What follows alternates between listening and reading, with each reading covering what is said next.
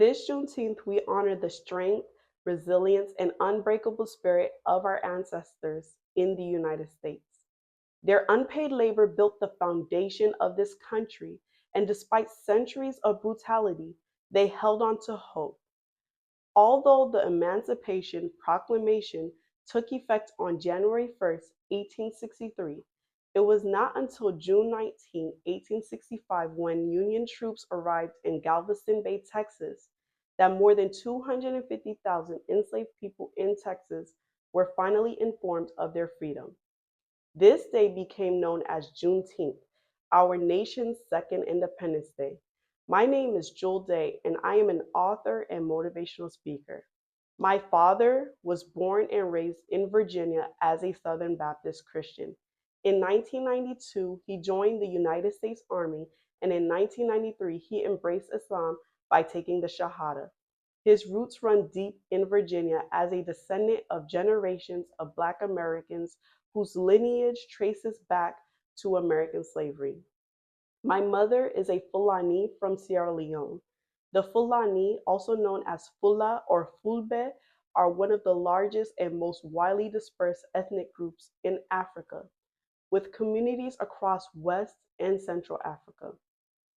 They are historically known for pastoral nomadism, Islamic scholarship, and cultural code called Pulaku, emphasizing dignity, patience, and self-discipline. My parents met in Germany in 1993 while my father was stationed there for military service. Their story literally makes me African American, but culturally and ethnically, I identify as Fulani American. I grew up as a United States military child in a practicing Muslim household, living on a few military bases and experiencing the beauty and challenges of military life.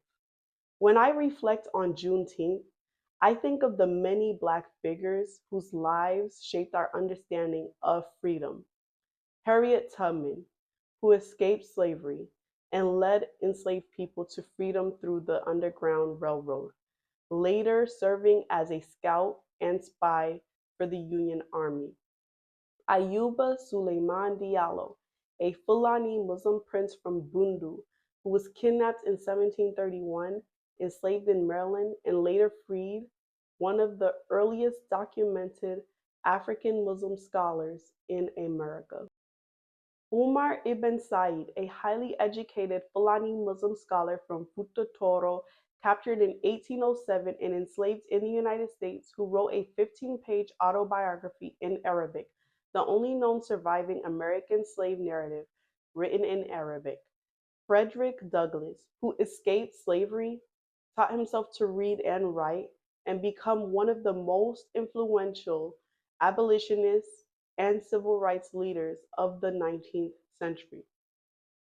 My first name, Julde, is Fulani. It means day of prayer, similar in spirit to the Muslim holiday Eid.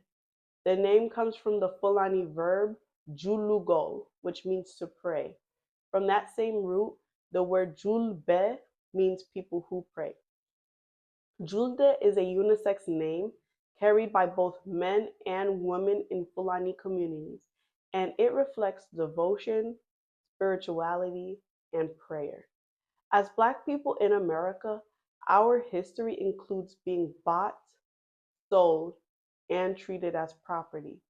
Enslaved Black Americans were legally prohibited from learning to read or write, and their labor filled the nation's economy without compensation. As a United States citizen, I love my country deeply. My father's military service and my upbringing as a military child connects me to this nation in a profound way through both joyful and painful memories. But loving this country also means hoping for a better future for Black Americans because discrimination still exists in many forms. I thank my ancestors for their sacrifices, their endurance, and their faith.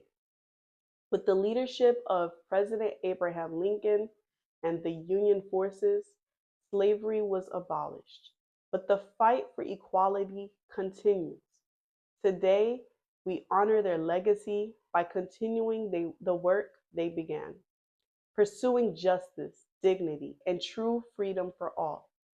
The United States' decision to vote no this past March 2026 at the United Nations on recognizing slavery as a crime against humanity was a painful reminder of how far we still have to go. But it did not break me, it did not silence me, it did not dim my hope. If anything, it strengthened my resolve. Our ancestors survived the unimaginable, and their resilience lives in us. We rise anyway, we push anyway, we believe anyway. And I remain optimistic because I know the future we are fighting for is not only necessary, it is inevitable. Today, as we celebrate Juneteenth, we honor not only the freedom our ancestors fought for, but the future they dreamed of. We are their answered prayers. We are their living legacy. Every step we take toward justice, dignity, and equality is a step they made possible. We continue to rise with the same courage that they carried. We continue to build with the same strength that they sustained. And may we continue to believe in a future where freedom is not just a moment in history, but a reality we all get to live. Happy Juneteenth. May our light, our lineage, and our legacy continue to shine.